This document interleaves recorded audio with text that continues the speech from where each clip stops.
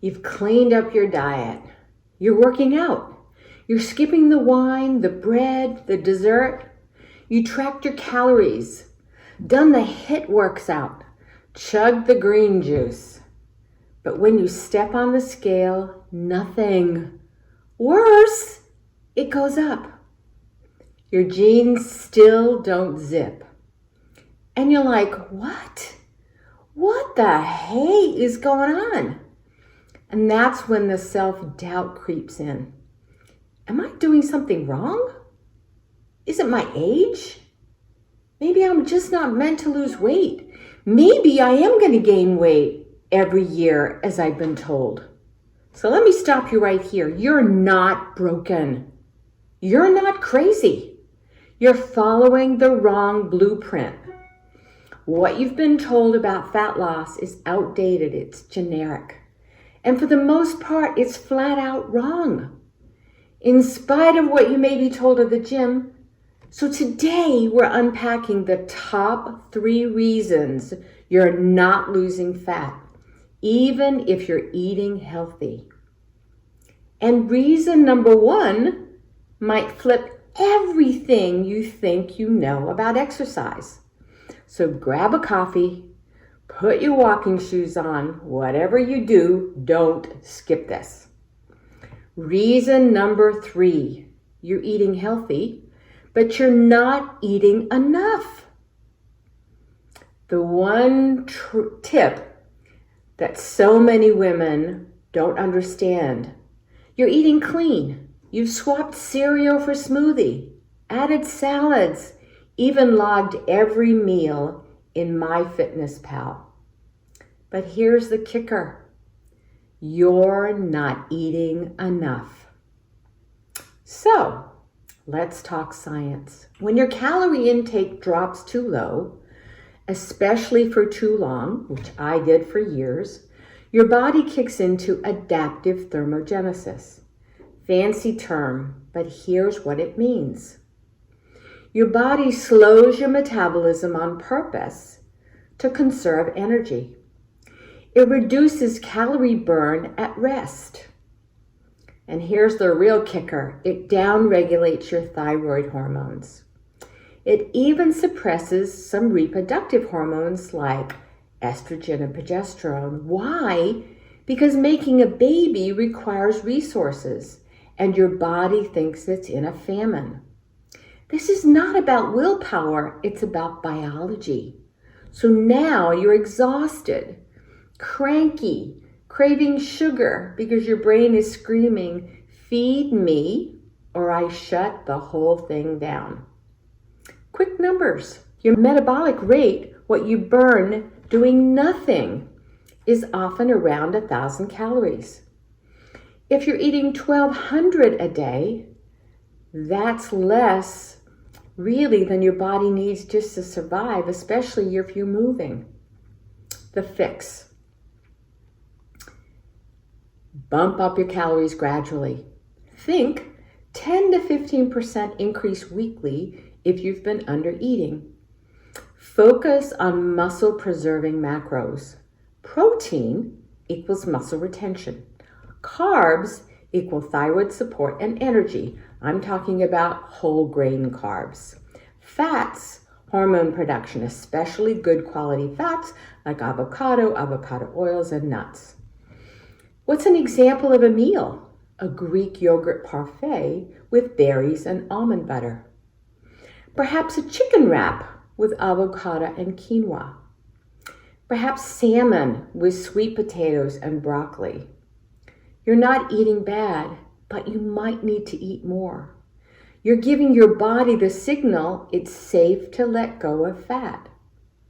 Drop a note if this reframed everything for you. And if you're one of the people like I was for so long that was under eating and thinking I was doing the right thing and couldn't understand why it wasn't working. Reason number 2, your hormones are out of whack.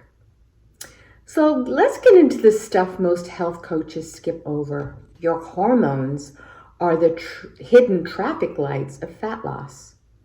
When they're green, everything flows. When they're red, nothing moves. not even fat. Let's break it down. Brief science class again. Cortisol is your stress hormone. It's designed for survival. But when people's cortisol levels are high, your body prioritizes safety over fat loss. It wants to protect you because it's in fight-flight. Elevated cortisol triggers glucose release, blood sugar spike. Insulin follows, and if that energy isn't used, it's stored as belly fat. So chronic stress equals chronic fat storage. The second one is insulin resistance. Insulin helps shuttle glucose into your cells for fuel.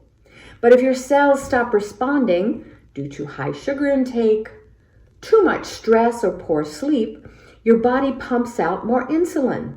What's the result? You guessed it, fat storage mode. And that fat storage mode stays on.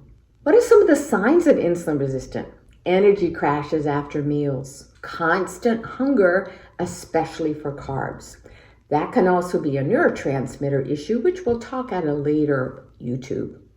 Stubborn fat around the belly. Thirdly, thyroid, specifically T3 and T4. Your thyroid controls metabolism speed.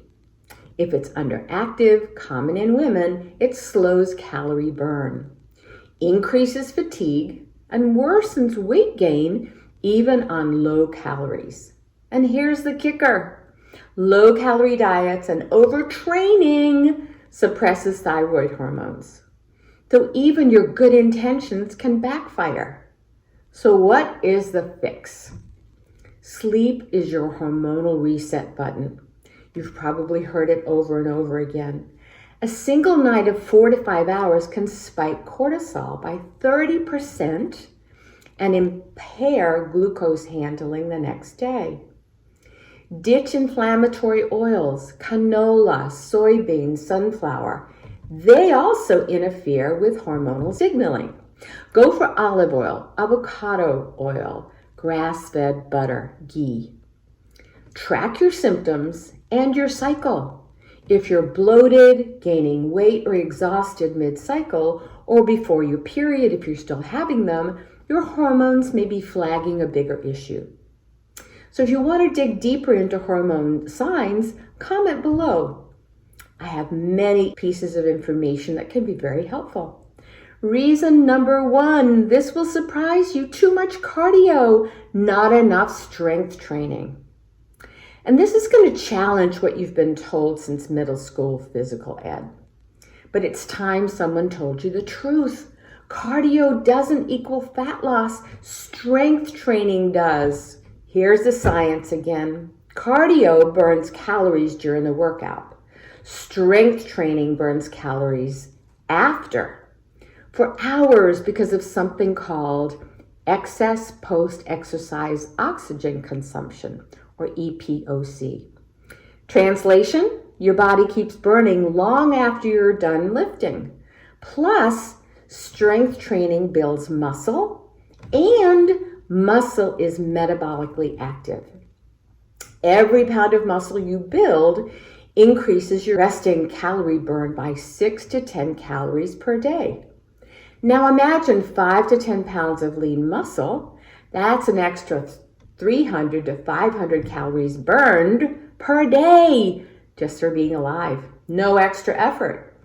Cardio, on the other hand, burns both fat and muscle for some. Raises your cortisol, especially if you're doing it for a long time. Increases hunger in many people, which leads to accidental overeating. So you don't need to give up cardio entirely, but it should support your training, not be the main event. So what's the fix? Lift 3 to 4 times a week. Prioritize squats. I know I don't like them either. Deadlifts, push-pull movements, progressive overload, add weight or reps weekly. Full recovery, no more, no pain, no gain mentality. Please consult someone when you're beginning to do weights though, so you know the form is appropriate for you. So what are some of the results to expect? A tighter, more defined body, more energy, better posture, less back pain, a metabolism that works for you, and let's be real, confident hits different when you're lifting 100 pounds off the ground and feeling like a hero, a superhero. So comment if you're ready to switch from cardio bunny to strength queen. If you liked this, please like the button below and subscribe. I have many more articles and many more YouTubes to follow.